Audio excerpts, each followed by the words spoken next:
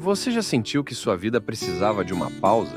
Que seu coração busca por respostas, mas não sabe por onde começar? Caminho da Fé, Descobertas na Estrada da Alma. Não é apenas um livro, é uma jornada, uma história real de superação, fé e transformação que vai inspirar você a dar o próximo passo na sua vida. Descubra como desafios podem se transformar em lições e como cada momento pode ser uma oportunidade para se reconectar com o que realmente importa. Este livro é para quem busca mais do que histórias. Busca propósito, busca inspiração, busca a si mesmo. Disponível em e-book e na versão livro físico. Comece hoje sua jornada de transformação. Caminho da Fé. Descobertas na Estrada da Alma. O que você está esperando?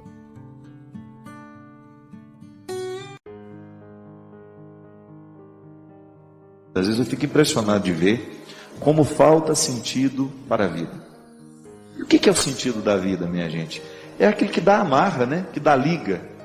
É aquilo que faz a gente todos os dias ter vontade de levantar, de viver, porque um sentido está costurando a gente por dentro. E o sentido da vida, na vida do cristão, é um sentido diretamente ligado a Jesus. Eu aprendo com Ele o tempo todo. Eu vivo com Ele a minha experiência de ser quem eu sou, de me equilibrar, né? Para eu não ser tão desarmonioso onde eu vou. A violência nasce justamente no momento em que as desarmonias humanas prevalecem. Às vezes a gente se desequilibra por muito pouco. Já observou isso? Às vezes você se desequilibra muito pouco, por muito pouco. Uma dificuldade que você enfrenta e parece que tudo perdeu sentido, parece que nada mais vai para frente. Isso é um perigo muito grande. Despreparo. Às vezes o bom preparo vai dar condições para que essas pessoas venham diminuir a violência do mundo. E aí eu falo de todo tipo de violência. Que é essa violência física, de alguém que vai e agride o outro que retira a vida, mas também essas violências veladas, que são as violências comportamentais, quando você começa a objetificar uma pessoa, quando você não tem o mínimo respeito por ela, quando você explora o trabalho do outro, quando você mente para o outro, quando você o engana, quando você trai, quando você é infiel, tudo isso é violência. E ouso dizer que a violência do corpo, essa dói na hora que acontece. Agora, a violência da alma, essa às vezes dura a vida inteira. Porque existem pessoas que são violentadas todos os dias, do ponto de vista afetivo, com as palavras, não é? Como uma palavra pode agredir a gente, meu Deus? Como uma palavra pode nos ferir? Fere tanto que às vezes aquilo vira uma infecção afetiva, né? Aquilo vai virando um turbilhão dentro de você, que vai desencadeando outras infelicitações, outras insatisfações, e as desarmonias vão se estabelecendo dentro de nós. Então eu acredito que o grande esforço nosso para diminuir essa violência e dar a Deus esse lugar que sempre foi dele e deve ser, é justamente a gente tomar consciência de que o primeiro lugar de onde Deus é retirado é o meu coração e é o seu. Então, se Ele é o lugar, se o meu coração é o primeiro lugar de onde Deus é expulso, Ele precisa ser também o lugar onde Deus é recolocado. Então, ao assumir com Deus este compromisso de ser um cristão, eu coloco Deus no comando dos meus afetos e eu faço de tudo para que as minhas atitudes sejam equilibradas. Que é muito ruim quando a gente é desequilibrado, a gente acaba afastando as pessoas de nós, a gente acaba gerando solidão para nós mesmos, e no nosso desequilíbrio a gente estabelece, né, um processo que vai nos infelicitando muito. Eu acho que vale a pena a gente todos os dias ter esse cuidado. Hoje eu quero reharmonizar o que dentro de mim está precisando, aquilo que está desordenado, para que eu volte a ter o direito de me alegrar.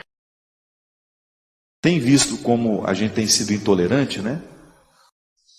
Bem, primeiramente, O passado é uma realidade, é este tempo que já não há, né? Porque você não tem como voltar nele, você não tem como mais resgatá-lo, mas que de alguma maneira está vivo dentro de nós. Primeiramente, não existe fórmula mágica para esquecer o passado. Passado a gente vai acomodando ele dentro de nós à medida que a gente o compreende. Por que a gente não consegue esquecer? Por que tem coisas que a gente esquece e por que tem coisas que a gente não esquece? A gente não esquece aquilo que foi traumático. Ou traumatizou porque foi bom demais, ou traumatizou porque foi ruim demais. O indiferente, o meio termo, a gente não lembra. De vez em quando, se alguém fala, é verdade, a gente viveu isso, a gente foi lá, a gente viu, a gente encontrou. São as marcas. Existem fatos que nos marcam e existem fatos que não nos marcam. Aquilo que foi marca, ou porque foi bom demais, ou porque foi muito ruim, podem atrapalhar a nossa experiência de hoje. Por exemplo, se você viveu um emprego maravilhoso no passado, você era muito bem remunerado, você galgou vários postos, você foi promovido, teve uma experiência super positiva do passado em relação àquele emprego.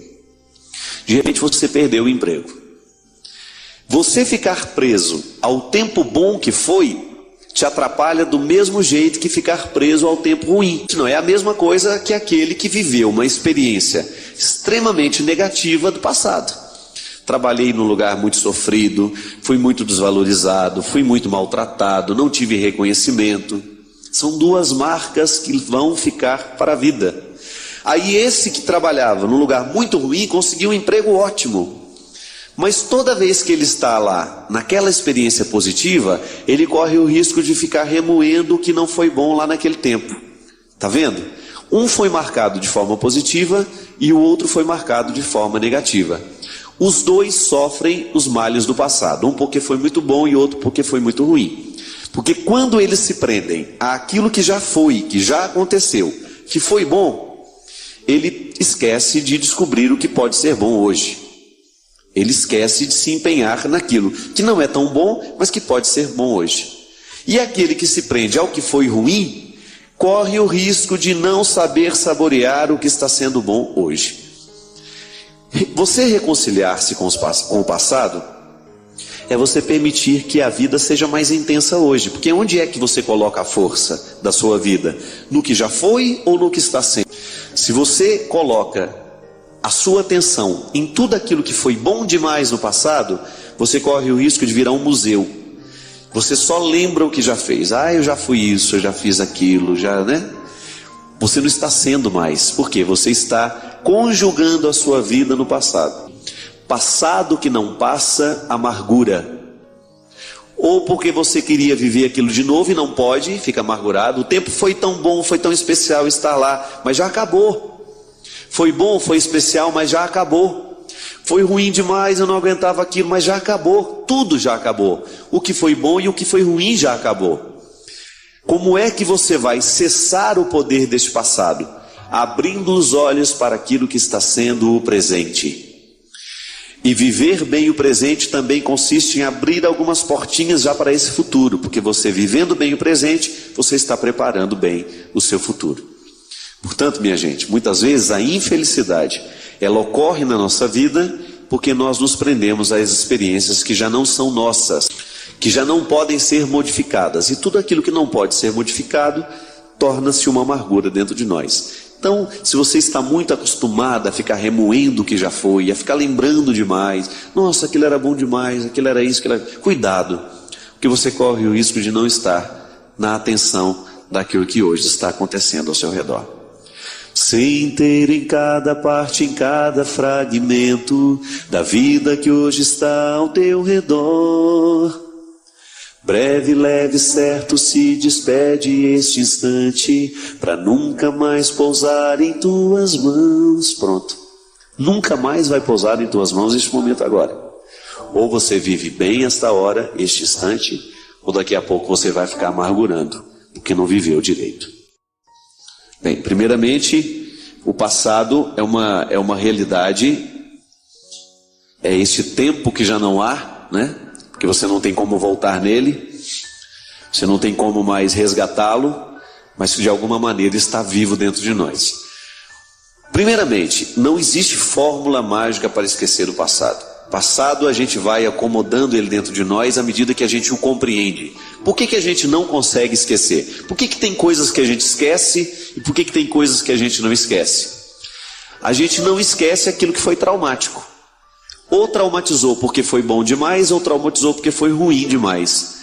O indiferente, o meio termo, a gente não lembra. De vez em quando, se alguém fala, é verdade, a gente viveu isso, a gente foi lá, a gente viu, a gente encontrou. São as marcas.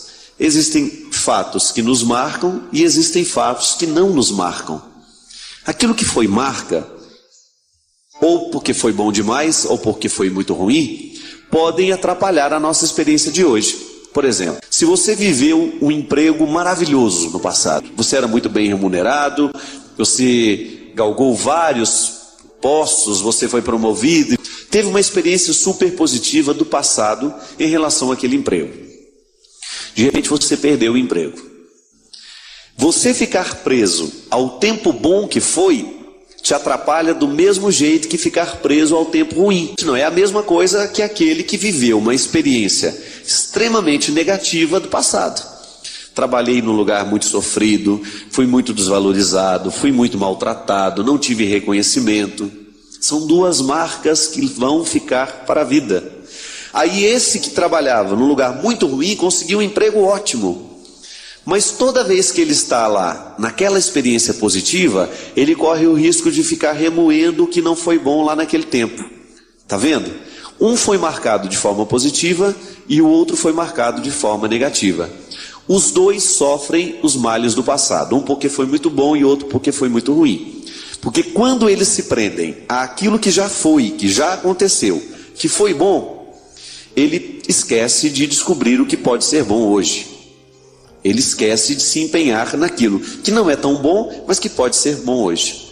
E aquele que se prende ao que foi ruim, corre o risco de não saber saborear o que está sendo bom hoje. Você reconciliar-se com o passado é você permitir que a vida seja mais intensa hoje. Porque onde é que você coloca a força da sua vida? No que já foi ou no que está sendo? Se você coloca a sua atenção em tudo aquilo que foi bom demais no passado, você corre o risco de virar um museu. Você só lembra o que já fez. Eu já fui isso, eu já fiz aquilo, né? Você não está sendo mais. Por quê? Você está conjugando a sua vida no passado. Passado que não passa, amargura. Ou porque você queria viver aquilo de novo e não pode, fica amargurado. O tempo foi tão bom, foi tão especial estar lá, mas já acabou. Foi bom, foi especial, mas já acabou. Foi ruim demais, eu não aguentava aquilo, mas já acabou. Tudo já acabou. O que foi bom e o que foi ruim já acabou. Como é que você vai cessar o poder deste passado? Abrindo os olhos para aquilo que está sendo o presente. E viver bem o presente também consiste em abrir algumas portinhas já para esse futuro. Porque você vivendo bem o presente, você está preparando bem o seu futuro.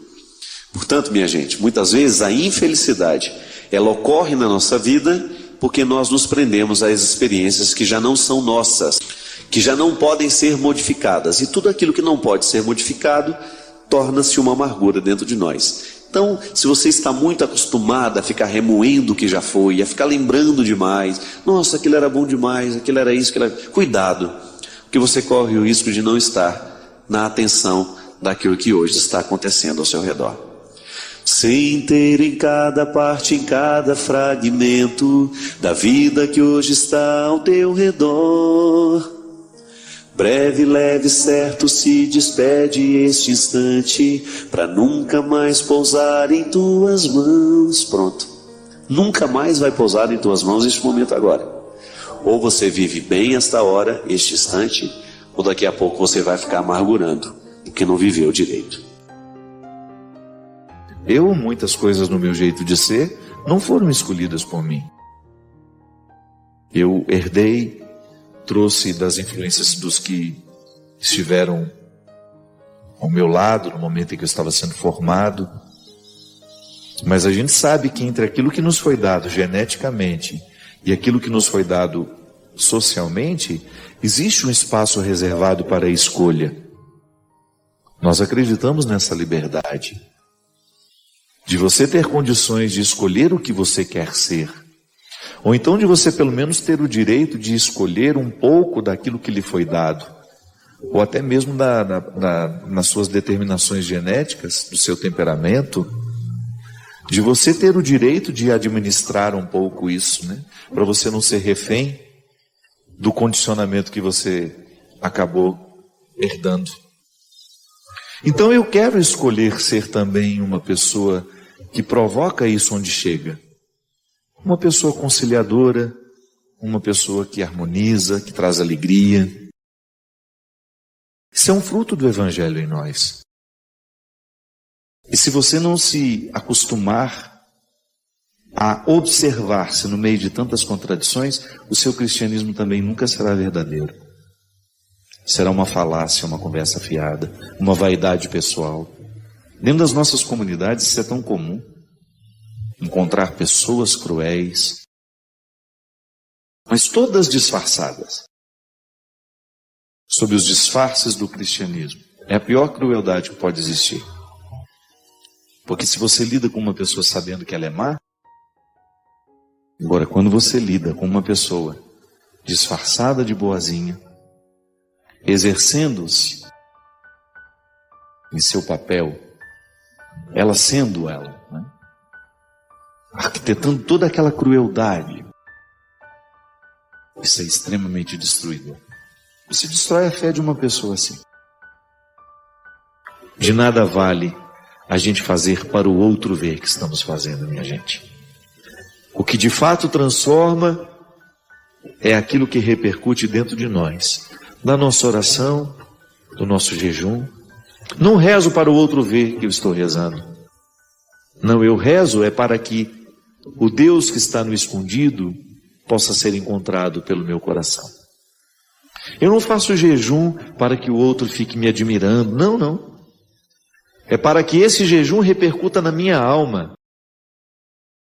É para que esse gesto de caridade tenha uma repercussão dentro de mim e me faça avançar na direção desse cristianismo cada vez mais maduro. Não quero alimentar em mim uma religiosidade, uma espiritualidade desumanizada, sem repercussões humanas. Não faz sentido. Este Deus que eu preciso buscar está no escondido. O cristianismo, minha gente, nos coloca educação, nos coloca gentileza. Então antes de fazer um discurso, eu estou vivendo. E é vivendo que as pessoas vão me identificar como cristão ou não. Se o nosso cristianismo necessitar do nosso discurso o tempo todo para que a nossa identidade cristã seja dita ao mundo, alguma coisa está errada. Esse poder transformador que é o cristianismo em nós, que nos ilumina para ser um sinal de vida na vida do outro, esse cristianismo é vivo, ele é existencial. O cristianismo começou porque eles eram proibidos de se manifestarem. Ele começou nas catacumbas, lá onde os mortos eram enterrados. Depois que o cristianismo foi para as catedrais, para os lugares lindos, muita gente esqueceu das catacumbas. Mas o verdadeiro cristianismo se faz nas catacumbas, quando nós descemos na miséria e somos encorajados pela força do Espírito a iluminar tudo o que é miserável, para que isso seja transformado pela misericórdia de Deus. Somente depois a gente tem o direito de subir e celebrar na catedral. Quem não vive a dimensão silenciosa, obscura do seu cristianismo, jamais vai admirar e compreender o verdadeiro significado da catedral. Quem quer o cristianismo de vitrine, nunca vai chegar ao coração de suas questões. E aí o nosso discurso é apenas uma consequência da nossa vida. O que a gente vai evangelizar é vivendo. O vizinho vai saber que nós somos uma família cristã pela nossa capacidade de ser uma vizinhança saudável, amiga, fraterna, solidária, capaz de respeitar as regras sociais. Eu canso de dizer isso aqui, né? Quando eu ponho fogo no meu quintal, além de prejudicar o meio ambiente, eu estou prejudicando a saúde de quem mora do meu lado. Quando eu ponho um som alto na minha casa, eu estou desconsiderando que de repente possa ter alguém precisando descansar do lado, que não gosta da mesma música que eu. Quando eu não sou capaz de viver socialmente as regras que tornam a vida suportável, eu estou abrindo mão do meu cristianismo. Quem quiser a vitrine do Evangelho,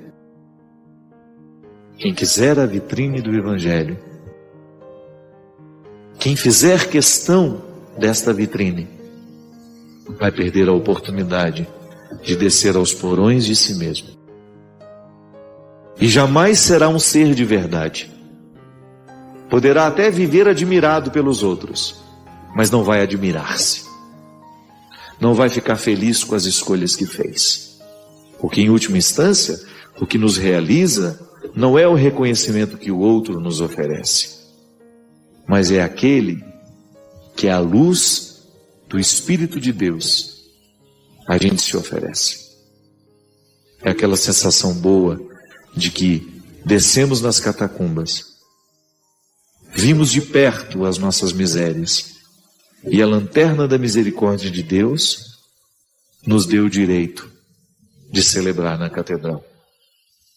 A celebração da catedral, do prédio suntuoso, da vitrine do cristianismo, digamos assim, só é verdadeira se a gente desceu nos porões das catacumbas.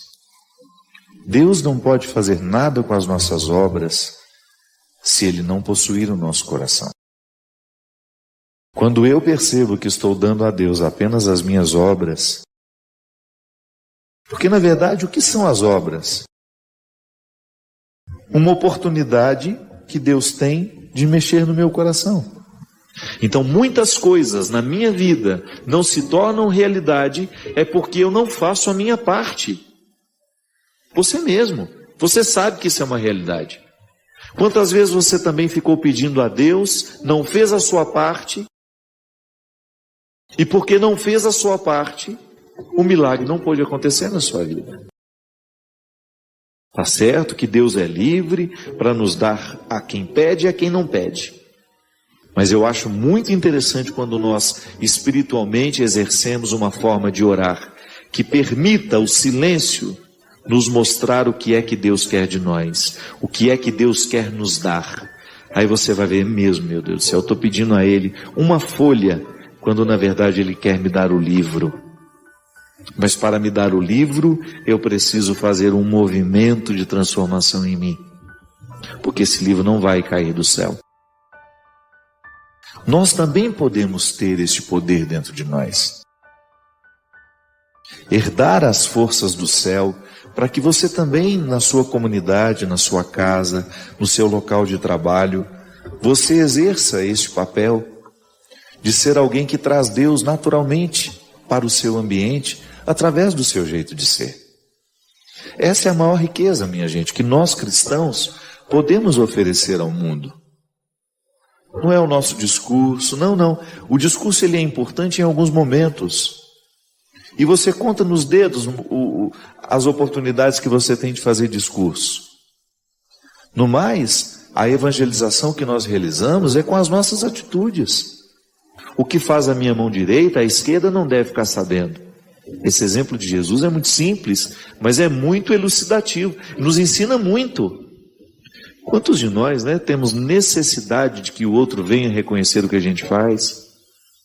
Porque nós estamos amarrados nas nossas carências, nas nossas necessidades. Não, nós queremos lutar para que o nosso gesto amoroso seja livre. Ele não está amarrado a nenhuma necessidade, é ele por ele mesmo. Eu ficava pensando, qualquer pessoa que na minha vida possa exercer esse poder, de tornar bela toda coisa feia, de ser clarão no alto da serra. Sim, nós fazemos a experiência de passar pela vida, ou de ter na nossa vida, algumas pessoas que têm esse poder mágico mesmo, de nos iluminar com o amor que ama, de nos ensinar essa bondade que tudo perdoa. E o bom é que essas pessoas, elas contaminam. A gente quer ser assim também. Quando a gente convive com uma pessoa assim, nós vamos vivendo um processo de assimilação do outro em nós. Eu fico pensando, minha gente, que o nosso cristianismo não pode ser mensurado. Eu não tenho como dizer o tanto que eu já sou cristão. Você também não tem como medir, pegar uma régua e dizer, olha, eu já tenho quantos metros aqui de cristianismo dentro de mim. Mas há um termômetro interessante. É só a gente se perguntar se a gente também perdoaria o filho pródigo. É uma boa forma que a gente tem de avaliar o nosso cristianismo. Está aqui no Evangelho. Você perdoa aqueles que te magoam? Você perdoa aqueles que te ofendem? Ou você é um poço de mágoa?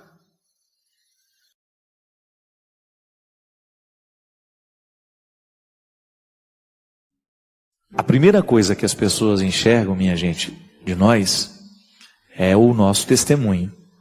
O que as pessoas estão percebendo é o jeito como a gente é gente, né? É o jeito como você é humano. A gente reconhece a nobreza de uma alma, não é na roupa que ela veste, não é no que ela diz ser, mas é como ela age. Uma pessoa, quando você tem o contato com ela e você vai descobrindo aos poucos como aquela pessoa é, isso é evangelizar. Mas o que a gente percebe do outro é essa nobreza de caráter, né, gente? É isso que evangeliza.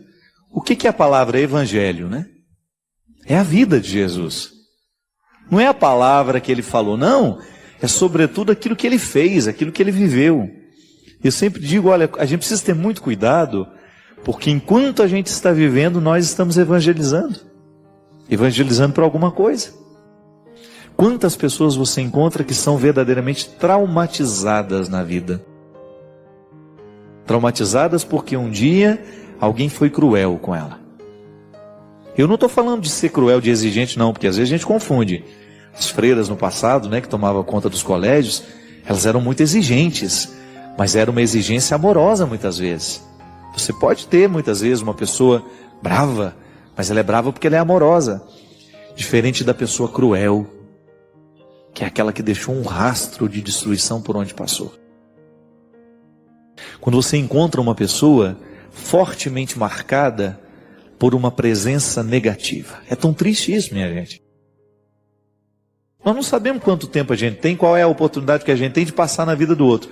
Mas às vezes a gente passa deixando um rastro de destruição. Eu sou muito atento a isso, porque isso me incomoda demais. Eu me lembro que uma vez eu estava saindo aqui da Canção Nova, numa pressa danada, eu tinha terminado o programa e eu tinha um compromisso em Taubaté, eu me lembro direitinho. Eu estava entrando dentro do carro, e aí o povo corre todo atrás, né? Vai assim, tudo correndo atrás junto. Cada um quer contar uma história. E nisso tinha uma mulher que eu só identifiquei assim, ela correndo também, e eu naquela pressa, apavorado daquele jeito, né? Ela virou assim, padre, tira uma foto com a minha filha. E a menininha veio junto assim, gente, mas eu falei não com uma vontade, que eu já estava irritado, com um atraso, estava chovendo, estava aquela confusão toda. Eu vi que naquela palavra que eu... Não, você está vendo que eu não tenho condições. Eu falei desse jeito para ela. Aí ela assim, ela parecia ser uma pessoa muito recatada, que tinha buscado todas as forças e as coragens dela para poder pedir aquilo para mim, sabe? Porque tem gente que não está nem aí, né? Você dá uma patada, já sai toda feliz e não está nem aí. Mas tem gente que não. Tem gente que faz um esforço danado para chegar perto de você. Está reunindo ali toda uma coragem, nem na hora que chega você ainda dá um supapo desse. Eu vi, minha gente, que aquela palavra foi tão agressiva para ela, que ela não conseguiu falar nada. Só fez assim e foi saindo. Eu acho que eu fiquei uns 2 dias com a cara dela na minha cabeça. Eu disse, meu Deus do céu, que porcaria, para não falar outra palavra, que eu fiz agora. Porque na hora que você está assim no seu limite, porque também é injusto com a gente, né? Às vezes a gente põe o outro numa situação e a gente tira dele o que ele tem de pior. Às vezes a gente é injusto com o outro. Mas quando você tem a nítida sensação de que você foi e que você vai se transformar numa recordação ruim para o outro, isso é tão ruim. E não é uma questão de imagem não, porque isso passa. Isso é bobagem. Eu estou falando de magoar mesmo. É de você deixar no outro uma marca negativa. Eu como padre, sobretudo. Você como freira.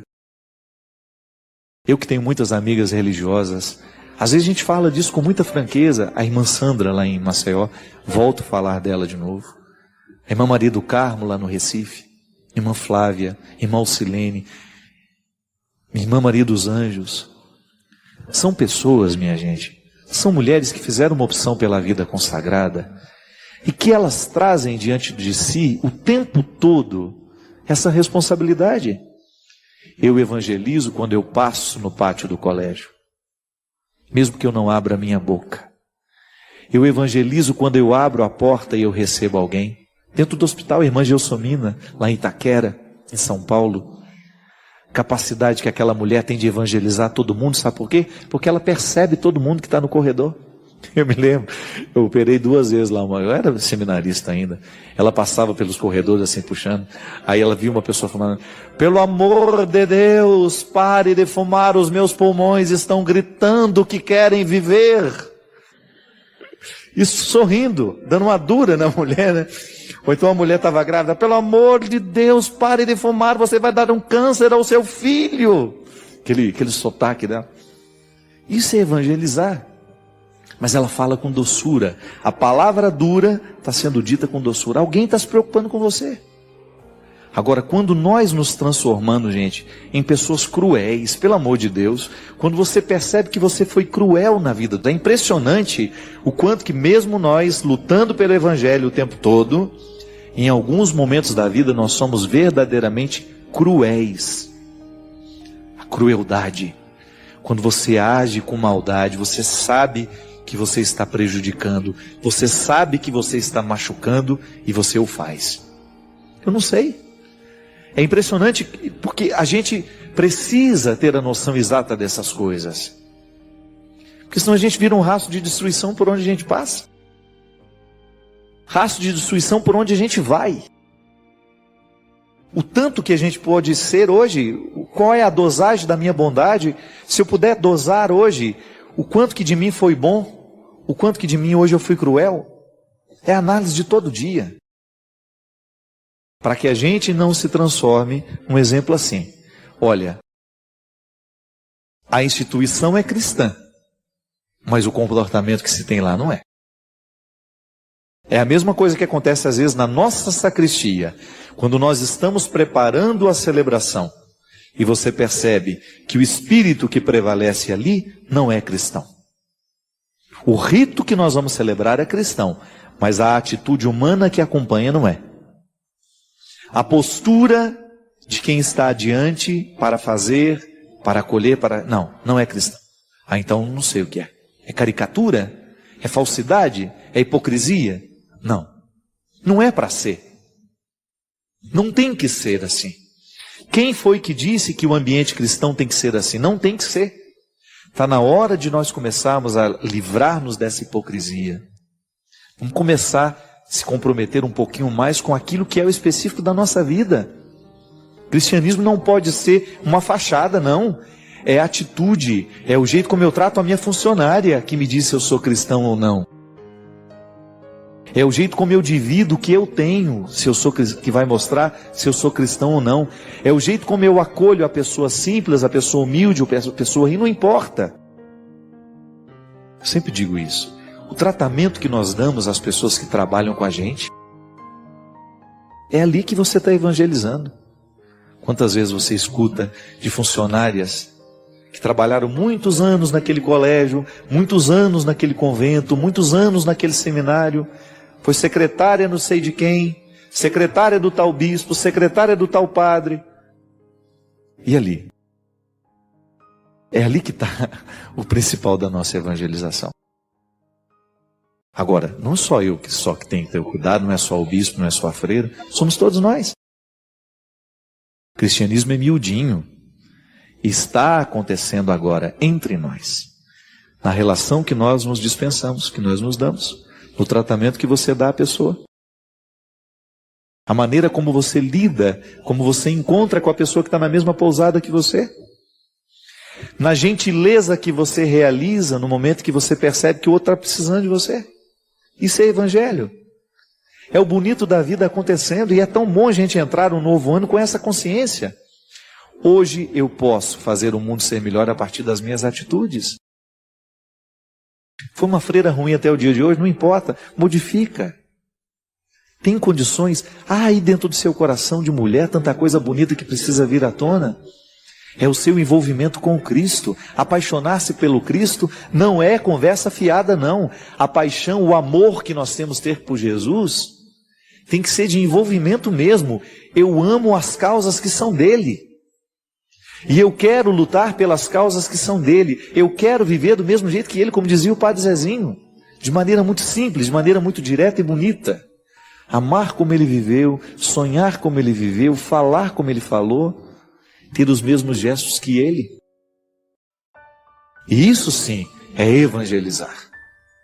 É a gente ter a postura que traz o outro para perto, que ao invés de fazer ter medo da gente. Não. O amor tem que nos aproximar.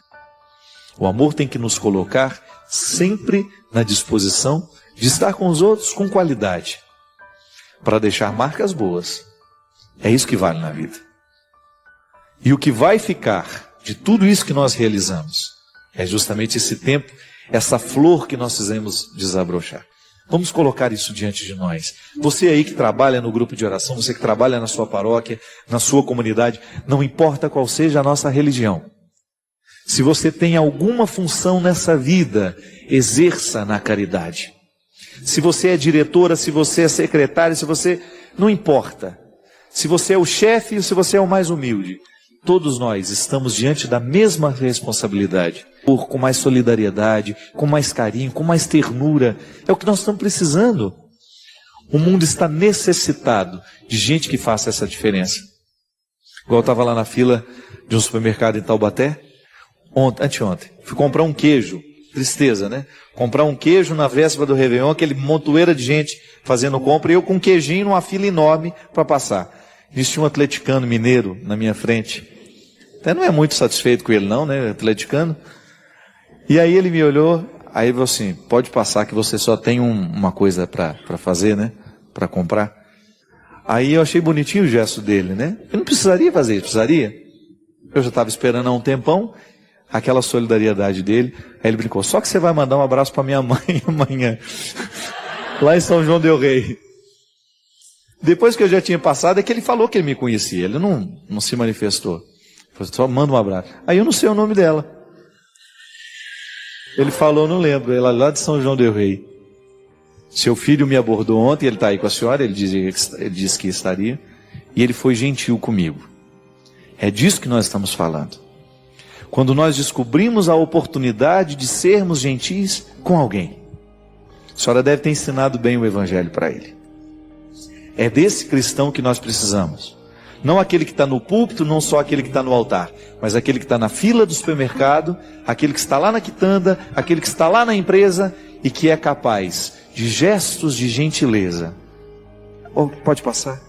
Seja bem-vindo, né? Eu abro a porta, eu faço. Outro dia, lá no aeroporto do Recife, eu lembro que tinha duas mulheres assim, elas com umas malas pesadas, e eu, com meu secretário já levando a minha, né? E elas precisavam subir uma escada. Eu falei assim, você quer que eu leve essa mala para a senhora? E já fui pegando.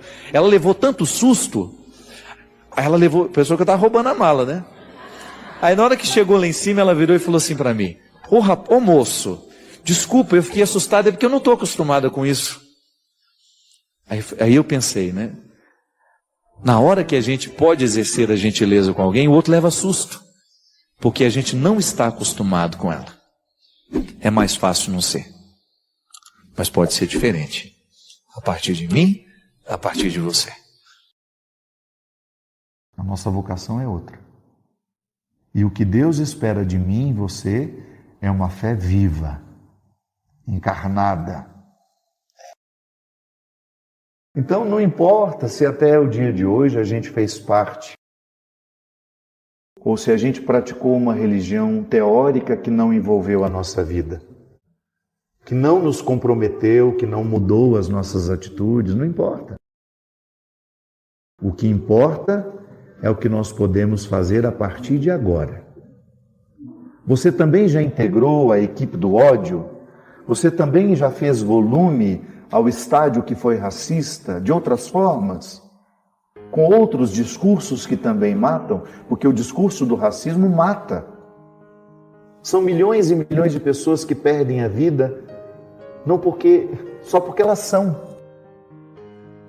E o nosso discurso, muitas vezes, em nome do cristianismo, em nome da fé, nós legitimamos os preconceitos que Jesus combateu.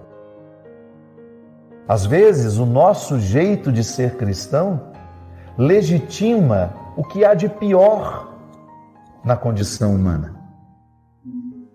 Legitima. Então não importa se até o dia de ontem a gente fez isso. O importante é o que a gente pode fazer a partir de agora. Hoje nós queremos aproveitar este motivo litúrgico, que é a festa da Santíssima Trindade, para pedir que o Senhor hoje derrame sobre nós uma dose redobrada do Espírito Santo, para que o Deus que nos habita seja reavivado. Nós queremos hoje um reavivamento da nossa capacidade de entender as estruturas diabólicas do mundo e quando é que nós fazemos parte delas. Porque entramos no movimento da manada e fomos adestrados ao ódio. Hoje não é nenhum problema a gente reconhecer isso, que a gente fez parte de um adestramento para o ódio. Você foi, nós estamos sendo, se a gente não toma cuidado, a gente o tempo todo é adestrado para responder de maneira rápida, de maneira odiosa, raivosa, aos estímulos que nos fazem. É muito difícil ser cristão nos dias de hoje. Está muito difícil. Porque a estrutura que pensa o ódio no mundo, ela está muito atuante. As redes sociais, infelizmente, têm se tornado um território de ódio. Isso que nós estamos fazendo aqui agora, né? Uma missa para quebrar o ódio que ela proporciona é muito bom. Hoje é a oportunidade de você reconhecer quando foi que você também avolumou o ódio que está no mundo por meio do seu comportamento, da sua atitude, da sua escolha. Quem sabe hoje seja uma boa oportunidade de nós voltarmos ao que o Evangelho pede de nós. Que o Senhor hoje nos cure de tanto ódio. Que o Senhor hoje derrame sobre o nosso coração o seu sangue precioso, que cura, restaura, transforma. Você que se sente assim pesado,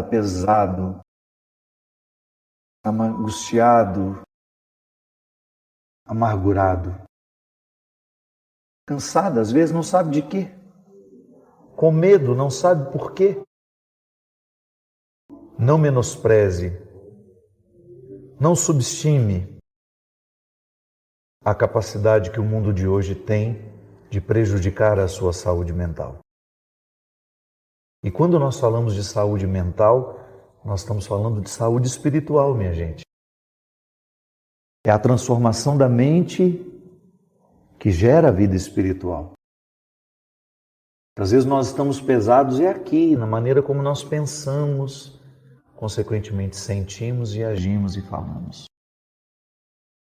Hoje nós queremos que o Senhor nos ajude a entender de que maneira podemos quebrar o poder diabólico na nossa vida. curando o nosso coração de tudo aquilo que hoje nós trazemos como resultado desse ódio. Resultado desse ódio que está tão presente no mundo e muitas vezes tão presente no nosso coração. Quem sabe hoje será o domingo do perdão na sua vida. Você aproveitar o que está sugerindo esta missa e pedir perdão a quem você sabe ter magoado. Ou então perdoar quem você sabe que está precisando do seu perdão. Que às vezes já até pediu seu perdão e você não quis dar. Aproveite o domingo da Santíssima Trindade, festa da comunhão trinitária, para você reestabelecer comunhão com aqueles que estão dentro do seu coração, abrigados pelo seu ódio, pelo seu ressentimento, pela sua mágoa. Entregue seu coração a Deus hoje. Entregue o seu coração ao Senhor e permita que Ele lhe ajude a perdoar. Que Ele lhe ajude a se reconciliar consigo, com os outros, buscando a leveza que você tanto necessita para bem viver. Ensina-nos a perdoar e a pedir perdão. Lá em Gravatá, uma senhora foi particularmente me encontrar, a dona Musa Maritana de Holanda Lins. E ela me entregou uma cartinha, uma letra bonita até, e falou assim: o senhor me promete que vai ler essa carta? Eu falei: mas é claro, dona Musa, eu vou ler sim. Mas não disse para ela que ia ler em público, eu acho que ela nem queria que eu lesse em público, né? Mas eu vou fazer questão de ler, porque a carta me tocou muito e tem um testemunho que eu acho que vai ser bastante edificante para todos nós. Não é sempre que nós nos deparamos com uma vida contada, né? Com um relato de vida vivida, que também é evangelho. Às vezes, minha gente, eu escuto algumas histórias vividas, tendo a fé como uma base, né? Tendo a fé como mística, que depois que a pessoa termina, a gente tem vontade de falar, a palavra da salvação.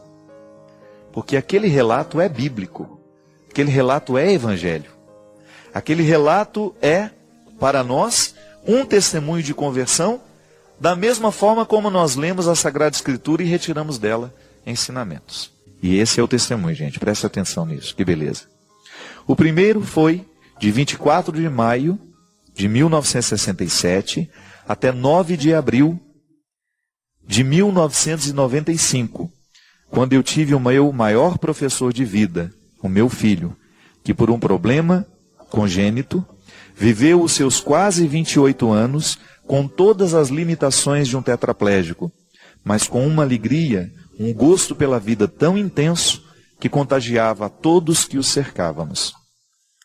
Como sua limitação era só motora, sobrava-lhe o direito de, através do seu olhar expressivo, nos dar grandiosas aulas de vida e nos contagiar de alegria e força de vontade. No silêncio eloquente do seu lindo olhar, ele quase nos impunha uma ordem: viva feliz. E todas as vezes que decido ser feliz, Padre, ressuscito o meu Juca. Sempre senti isso, mas não sabia dizer. Aprendi com o Senhor. O meu segundo período de grande aprendizagem surgiu em 2009, quando conheci o Senhor. De lá para cá, tenho vivido grandes momentos. Estou até menos tímida, mais falante. Hoje estou bem mais consciente das minhas verdades. Posso dizer que estou vivendo uma fase áurea. Através dos seus livros, de suas palestras, de suas músicas, do programa Direção Espiritual, de tudo que vem do Senhor, a gente torna a vida bem mais interessante. Existe em sua palavra, Padre, um encanto, uma poesia que nos abraça, nos envolve e nos conecta com o bem. Obrigada, Padre Fábio.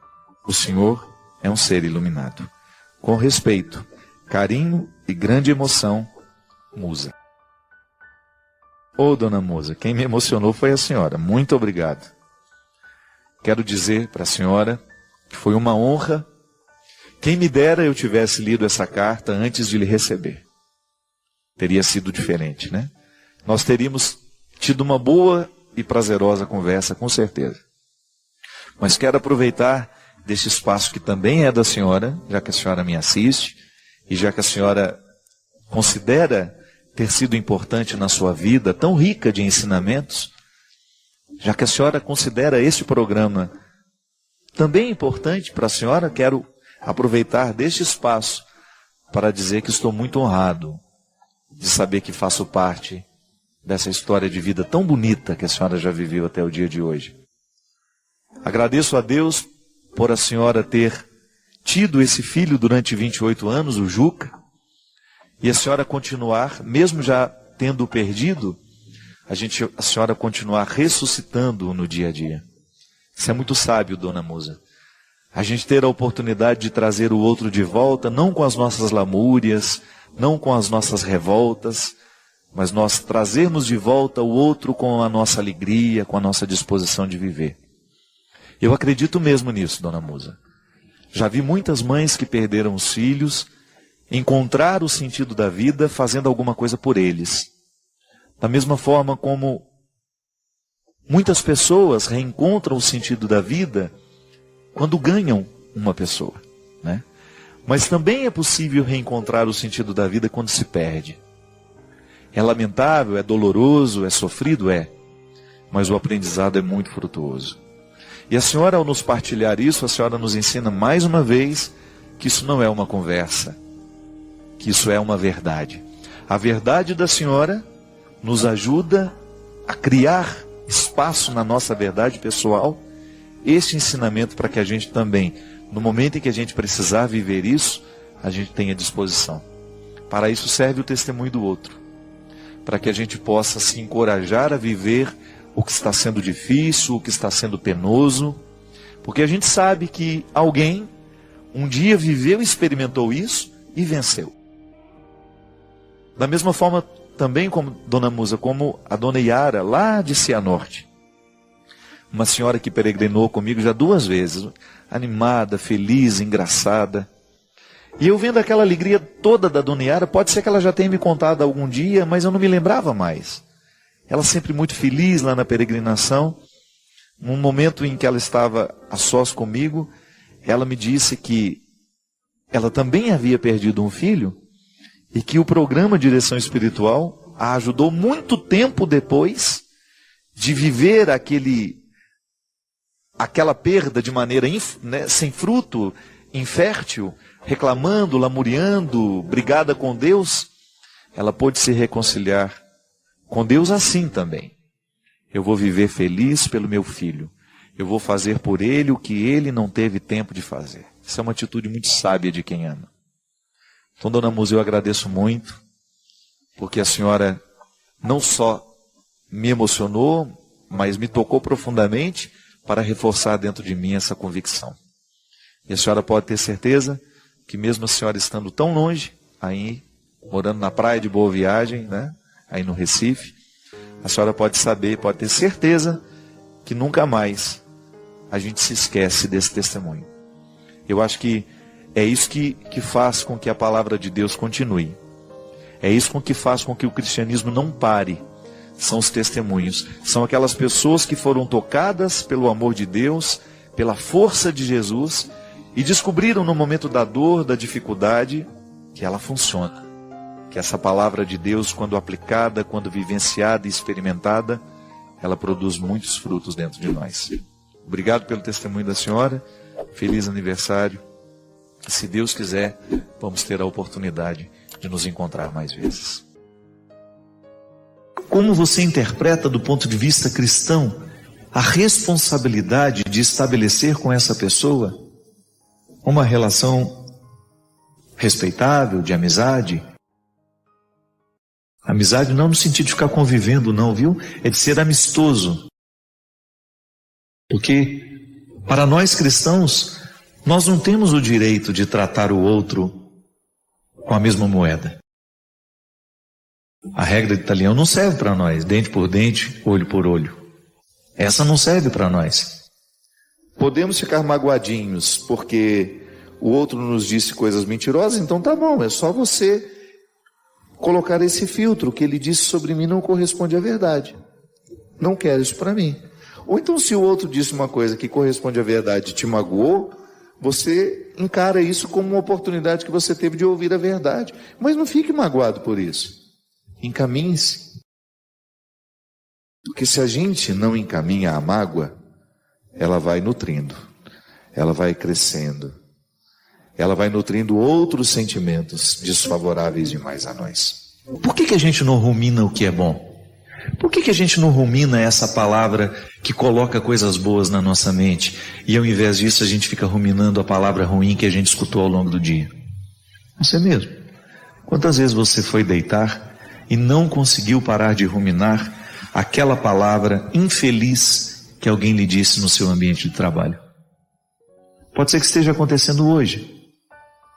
Você esteja extremamente chateado com uma palavra maldosa que você ouviu, ou com uma coisa ruim que você ficou sabendo que alguém fez contra você. Você leva isso para a cama e não consegue nem dormir direito porque fica ruminando isso. Aquela palavra maldita vai e volta, e não sai, provocando uma doença mental em nós, porque toda vez que nós estamos preocupados, que a gente não consegue dormir, porque o ódio está nos habitando, nós estamos adoecendo a nossa mente. Que é preciso curar o pensamento para que depois você tenha modificado o sentimento. Sim, o perdão é uma decisão racional. Você precisa elencar para você quais são os benefícios disso que você está fazendo. Porque antes de atingir o outro, o perdão é um benefício que você se aplica. É um direito que você exerce de fazer uma faxina na sua mente, no seu coração, para colocar aquela pessoa no lugar certo. Se amais somente aquele que vos amam, que valor tem nisso? Que valor tem a gente amar somente as pessoas que nos amam? Que valor tem a gente tratar bem somente as pessoas que nos tratam bem? Sabe, minha gente, de vez em quando eu fico pensando que o cristianismo perde o seu brilho cada vez que um cristão desiste de fazer o bem. Agora, se você quiser viver o desafio de ser um cristão nos dias de hoje, você terá que aprender a fazer essa faxina da mente, a faxina do coração. Terá de aprender a dar passos na direção daquele que te ofende. Terá que oferecer a ele uma palavra muito diferente daquela que ele costuma lhe oferecer. Terá que ter a mansidão no coração, porque só os mansos, Jesus já dizia numa outra ocasião, alcançarão o reino. E a experiência com esse Deus misericordioso vai lhe fecundar cada vez mais, para que você tenha condições de experimentar esse amor de Deus e levá-lo a tantas outras pessoas que estão necessitadas dele. Nós falamos muito de amor nos dias de hoje, mas falar de misericórdia é diferente. Falar de misericórdia é falar do comprometimento, de um amor que opera, que transforma, que realiza, que não é teórico. De um amor que entra na nossa história, que entra na nossa vida, que provoca atitudes, que cura feridas, que lava mágoas, que proporciona a reconciliação. Até os pecadores amam aqueles que os amam. E aí que vantagem tem? Pecadores nós somos, né? Vamos mudar um pouquinho aqui essa palavra. Até os ateus fazem isso. Eles não estão comprometidos com essa palavra. Eu e você estamos. A não ser que você não queira ser cristão mais. Aí você tem o direito de fechar essa Bíblia e nunca mais tocar no assunto. O que nos falta para a gente ter coragem de perdoar? Quais são os caminhos que nós precisamos dar na direção desse perdão efetivo? Começar a pensar os motivos da mágoa e identificar que eles são muito inconsistentes. Às vezes eles não têm nenhum sustento.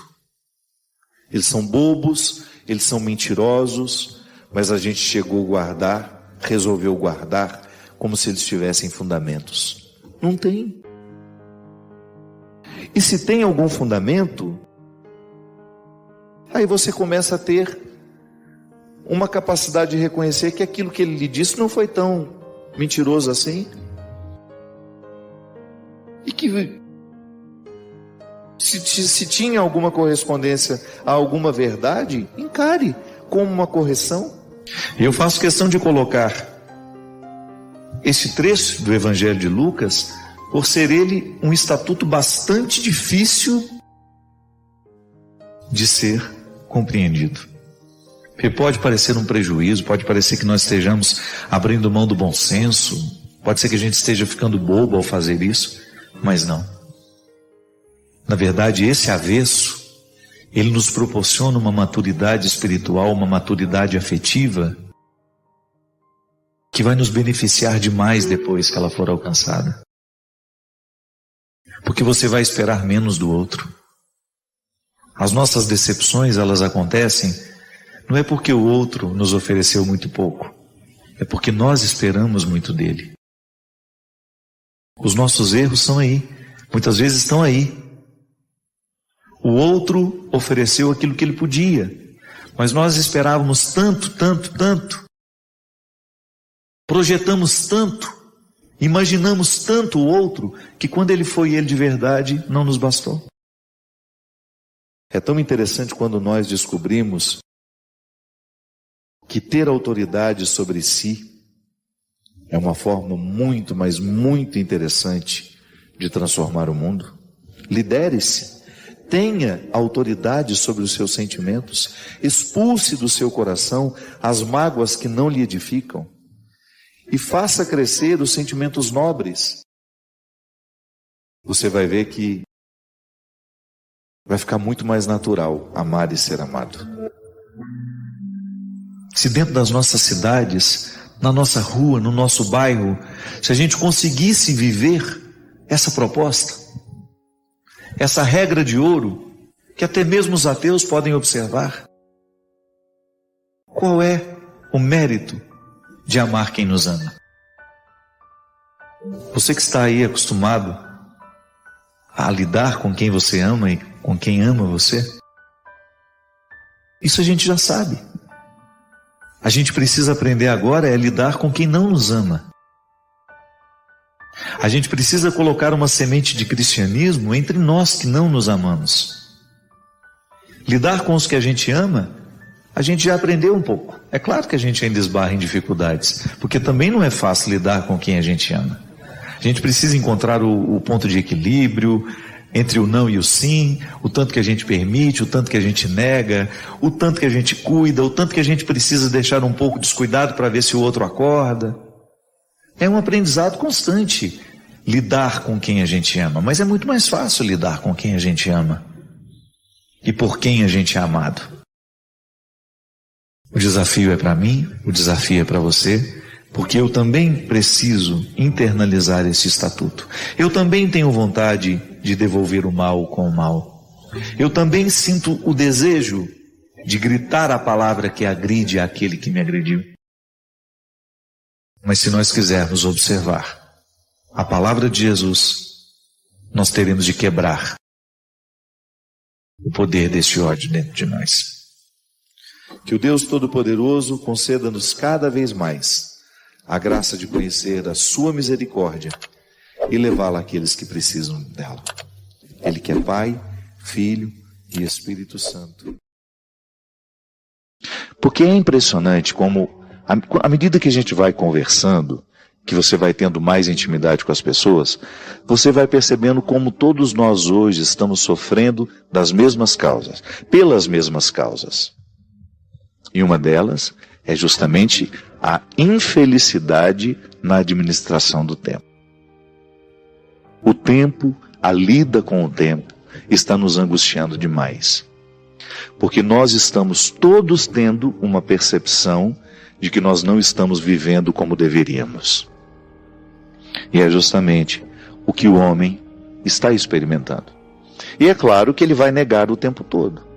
Boa parte da conversa, a menina vai desmentindo tudo aquilo que para ele é uma verdade que ele construiu para proteger-se do enfrentamento que ele precisava viver.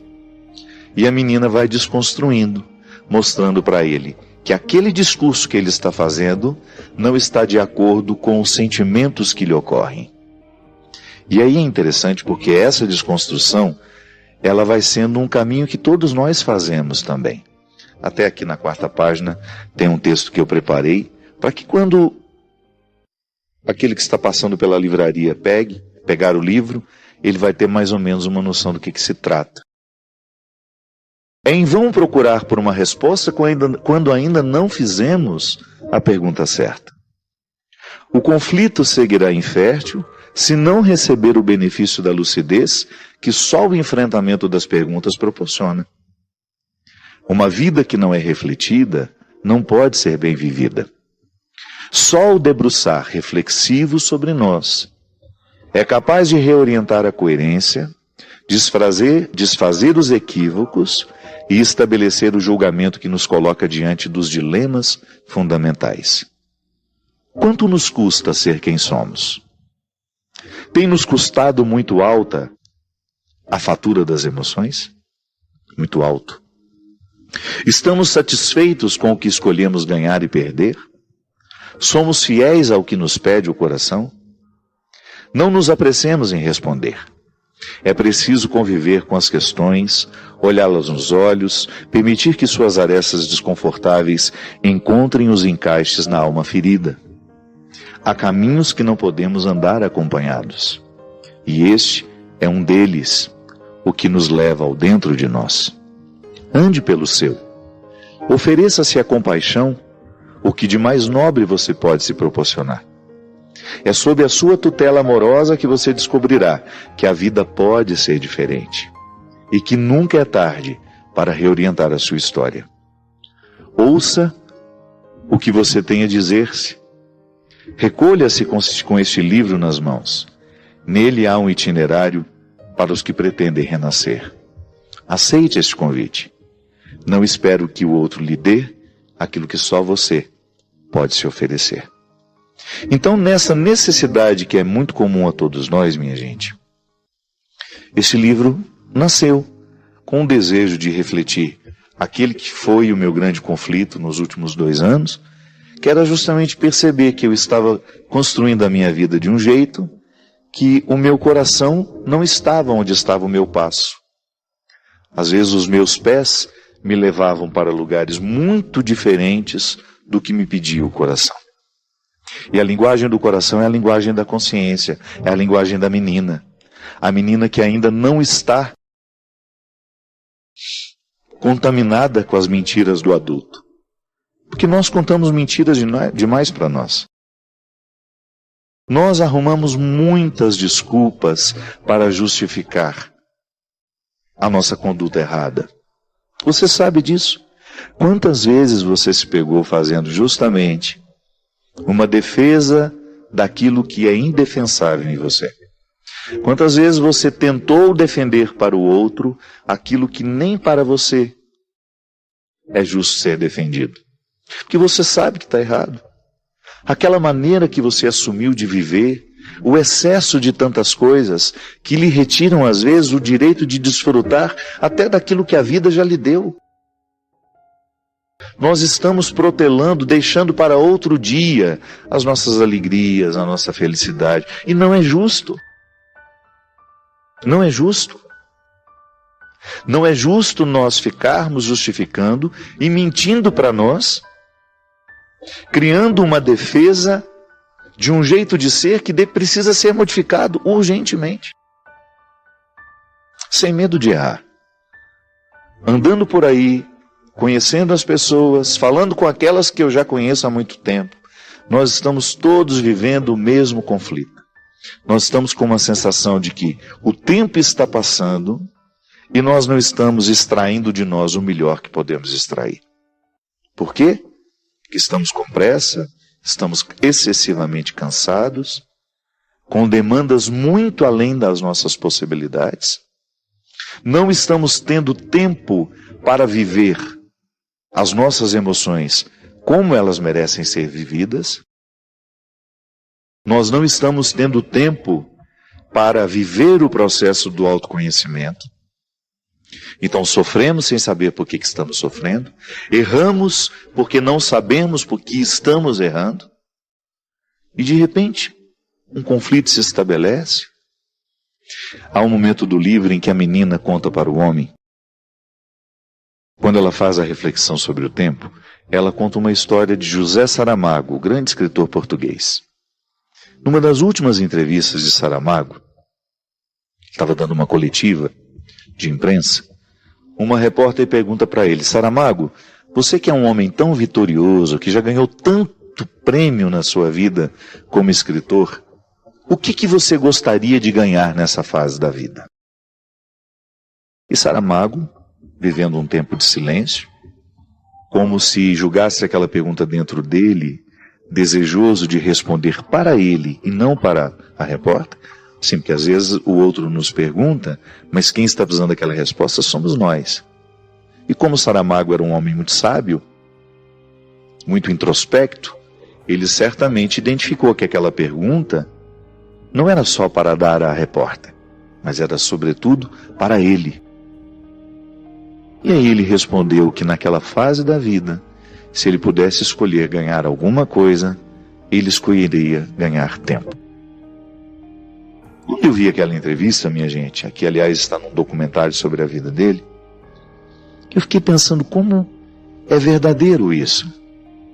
Como é angustiante a gente olhar para a nossa agenda e a gente perceber que nos falta tempo para você colocar alegria na agenda, para você agendar coisas que vão fazer bem a você, que não serão apenas o cumprimento de obrigações.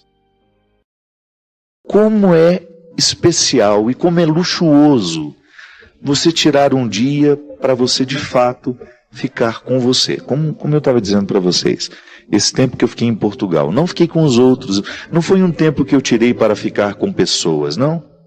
Tanto é que eu encontrei pouquíssimas pessoas. Claro, eu tinha minha rotina, esbarrava em alguém aqui e ali, mas conversar mesmo, conviver, não. Foi um tempo meu. Eu não tinha obrigação nenhuma de sair da minha casa, encontrar-me com este ou aquele. As poucas vezes que isso aconteceu foi porque eu quis. Aqui não. No meu dia a dia, e você também, certamente, nós temos muitas obrigações a serem cumpridas. Mas muitas. E aí, de repente, você descobre que o luxuoso é você poder olhar para a sua agenda e dizer, hoje eu quero viver isso. E você ter o direito. Ah, padre, mas esse mundo que o senhor está falando aí é muito ilusório. Nós trabalhamos muito, eu sei. Eu também trabalho muito. E tenho repensado muito esse excesso de trabalho. Nós precisamos criar, não precisamos parar de trabalhar. A não ser que você já possa e queira. E escolha isso. Olha, eu já posso parar de trabalhar, já fiz um patrimôniozinho, vou viver com menos, vou modificar a estrutura da minha vida, vou gastar menos, mas eu quero viver melhor. É diferente. Mas nós criarmos, porque às vezes, minha gente, até o tempo que nós temos para descansar, nós não gastamos de maneira inteligente. Às vezes nós somos muito infelizes na maneira como nós escolhemos gastar o nosso dia de descanso. A começar por esse aparelho, que é muito citado aqui nesse livro. Esse invasor autorizado, que retira a nossa paz dentro do nosso quarto, porque para onde a gente vai a gente leva isso. Então isso é muito recente. Essa dependência que nós temos deste aparelho, ela é muito recente. Nós estamos protagonizando a mudança. Quais são as doenças que isso trarão para nós? Nós somos a primeira geração que está vivendo isso. Os nossos filhos já estão, mas nós estamos antes deles. Quais são os desequilíbrios emocionais, físicos, que isso vai trazer para nós? Só o tempo vai dizer. Então, às vezes, o tempo de descanso nós escolhemos gastar da pior forma. Valorizamos sua contribuição. Deixe seu comentário, inscreva-se para mais descobertas e convide outros a fazerem parte desta conversa significativa.